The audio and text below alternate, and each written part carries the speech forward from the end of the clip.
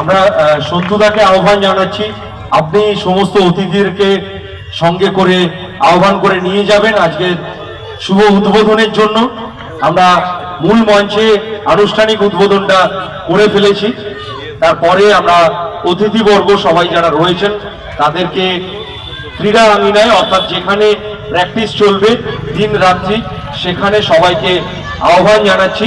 সমস্ত আমাদের খেলোয়াড়ের পোশাকে যারা রয়েছে সুন্দরভাবে দুদিকে দাঁড়িয়ে যাবে, খুব সুন্দরভাবে দুদিকে তোমরা দাঁড়িয়ে যাবে।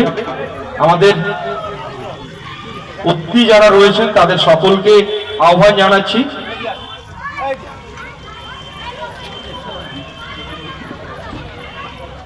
আমরা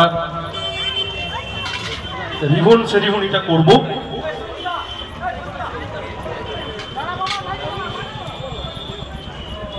তো একদম কিন্তু উপযুক্ত পরিকাঠামোর সামাজিক পরিস্থিতির জন্য তারা কলকাতা ময়দান দিয়ে নিজেদেরকে বহিঃপ্রকাশ করতে পারেনি।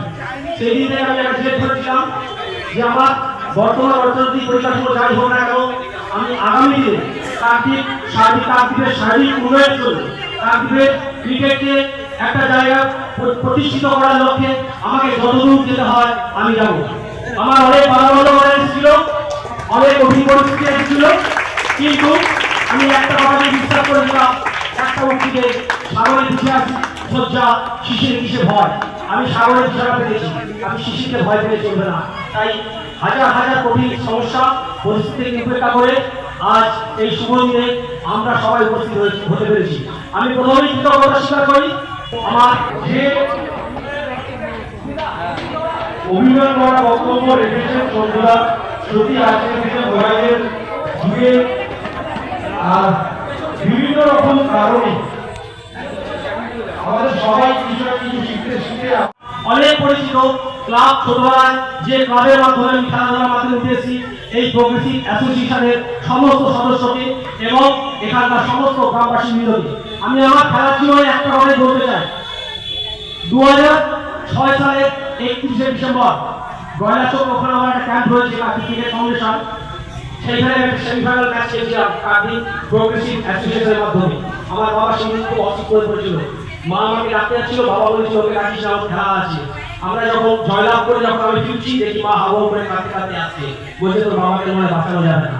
সেই মুহূর্তে আমি তাকে হসপিটালে নিয়ে গেছিলাম।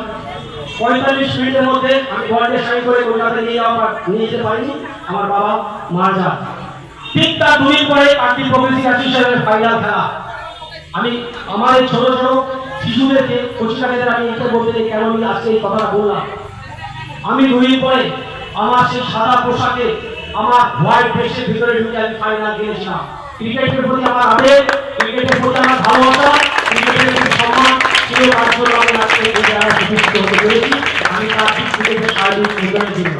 শেষে আমি সকলকে একটা কথা বলতে চাই, আজকালকার অনেক অভিভাবকরা পড়াশোনার চাপের জন্য ছেলেকে আবেগবশত 2 বছর 1 বছর পরে হচ্ছে খেলা থেকে ছাড়িয়ে দেয়, যেটা কলকাতার সঙ্গে আমাদের হিউজ ডিফারেন্স। কলকাতার প্রতিটা অভিভাবকরা তাদের ছেলে মেয়েকে একটা জায়গায় নিয়ে যাওয়ার জন্য 10 বছর 15 বছর 20 বছর তাদের জন্য পড়াশোনার সঙ্গে এই চেষ্টা চালিয়ে যায়, কিন্তু আমাদের কাকদ্বীপের অভিভাবকরা সেটা করে না।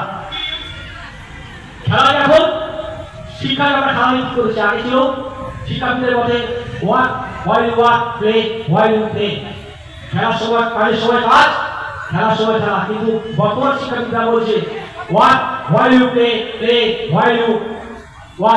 কাজের সময় খেলো, খেলার সময় কাজ। খেলা করা এই দুটো সংমিশ্রণে আগামী দিনে এরা সুন্দর সুন্দর ভবিষ্যতে নাগরিক হয়ে উঠবে। তাই ছোট ছোট শিশুদের বলছি, তোমরা ক্রিকেট ভালোবাসো, সমস্ত খেলাধুলা।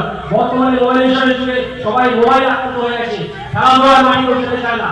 বাড়ির যারা মারা আছে, আগে আমাদের বাবারা কি করতো, কোলে করে নিয়ে চাঁদ ঘুরেছে ফুল ঘুরেছে বলে খাওয়াতো, আর এখন বাবারা মোবাইল দিয়ে দিচ্ছে। তার জন্য আমাদের এই প্রচেষ্টা যাতে মোবাইল ছেড়ে ছেলেরা খেলার মাঠে আসুক। শেষে আমি একটা কথাই বলবো, প্রতিটি জন্মদিনে খুঁজি কৃষিদের প্রশান্ত মুখ, যে মুখের ভাষা পুরাইতে আসা, যে মুখের মান মর্মে আনবে টানি, মহাপ্রশান্তি শত জন্মের সুখ।